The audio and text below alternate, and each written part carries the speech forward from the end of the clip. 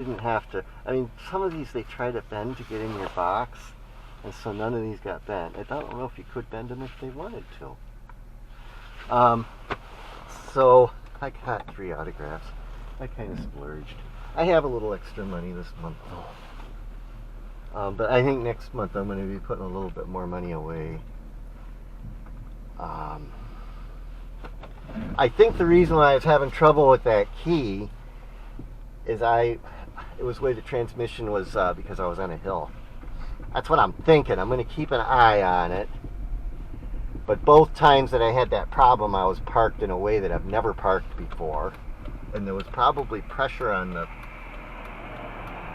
So I looked it up, and it said something about that.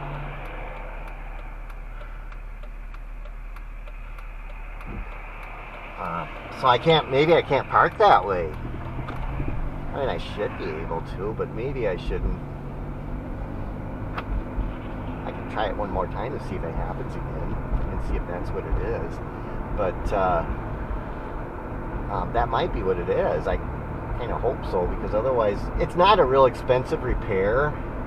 If I do have to repair it, the only thing is I don't have a phone with me. My phone, I don't have any minutes on it. I've just been letting it go, and if it happened to me while I was away, I'd kind of be in a pickle. Although I'd be at a store or something, I wouldn't be on the road.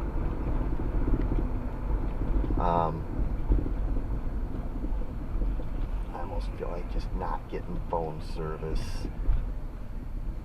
It's like every day that goes by, that's service I didn't have to pay for.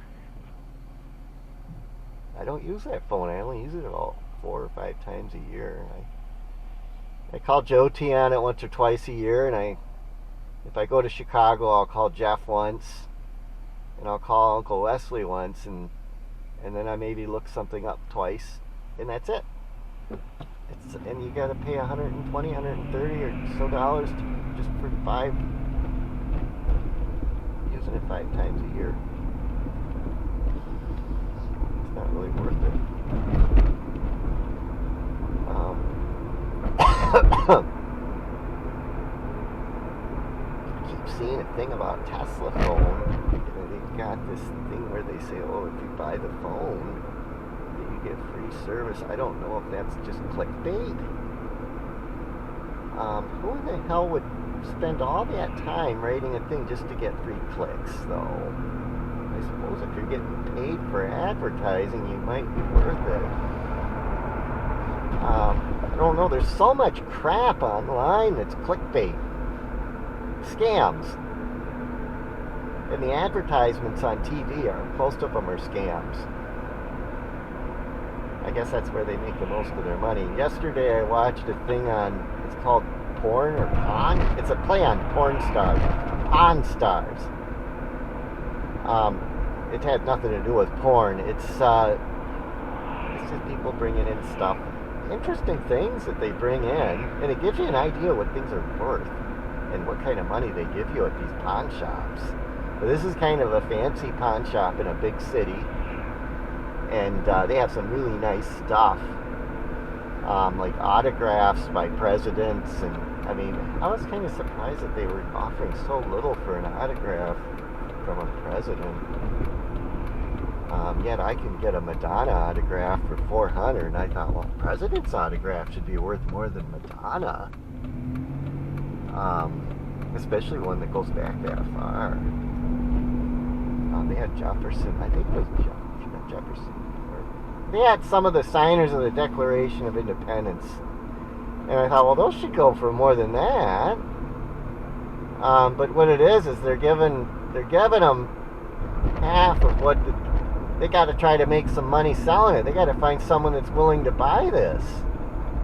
I mean, you think eBay, you would, I mean, one thing they did for these people is they authenticated a lot of this stuff, which is actually worth money to do that. They actually called somebody and they had some of this stuff authenticated. They had JSA or something come in on one of them. And then the other one, they had a book dealer it to see if it was a first edition. They got some advice that's actually for the person selling is worth. They could have charged them for that. Of course, they sold it. In most of the cases, the person sold. They kind of dicker.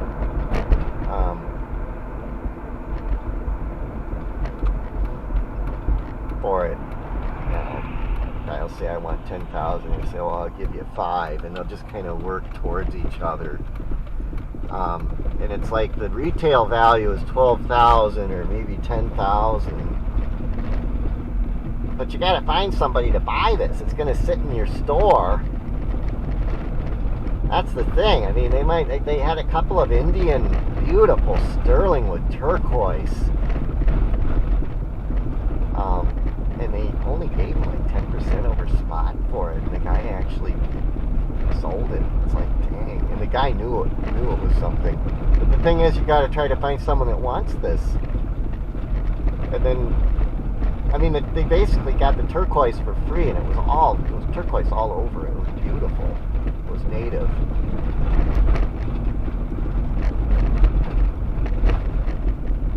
And the guy kind of like, I'm keeping this for myself. The guy that ran the store, and it's like, he bought it. It's like, I'm not even going to put this out on the display. I'm going to take this home. He knew that it was a special piece, that it was something nice.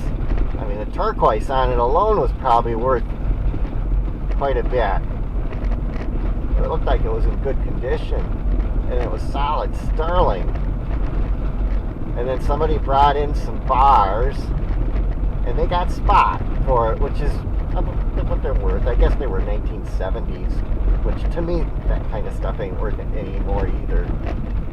And they gave him spot, and spot was at 38, so this must have been in the fall or the summer or something. And I thought that was fair. Like, yeah, that's fair for that. And the guy didn't take it. The guy took them back home, and I thought, yeah, now it's worth, if you kept that till now, they're worth $75 a piece now. He would have only got 38 back then, which would have been spot. They gave him a fair, that was one thing that was fair, that I thought was worth the value. Of course, they could just send it in and melt it. Some places give you less than spot, but they offered spot. They could have tried to sell them in the store for spot. I guess we'll back in. It's easy to pull in, but then it's hard to get out. I get that problem with the key. That might be causing the problem with the key. So, this driveway is not real easy to. It's not a real good setup at all. I don't know if there's something I could do. What if I could park right here where this tree is? I don't want to cut trees down though. Okay. I don't want to lose any trees. I mean, the idea is to put a garage here, but I have to lose all these trees, and then if I want to cut this tree down over here, if it dies, there won't be anywhere for it to fall. So I don't know where I'd want to put a garage. There's nowhere. I got these big trees. I don't want to cut a tree down either to build a garage. I mean, you could put a garage right here where these two big trees are, but I'd rather have the trees. And then I could put a garage right here, but it's still kind of close to if I ever have to cut this white pine down, if it ever dies or something happens to it. I don't want to cut that down while it's alive. These look like they're in good shape. So these are the autographs.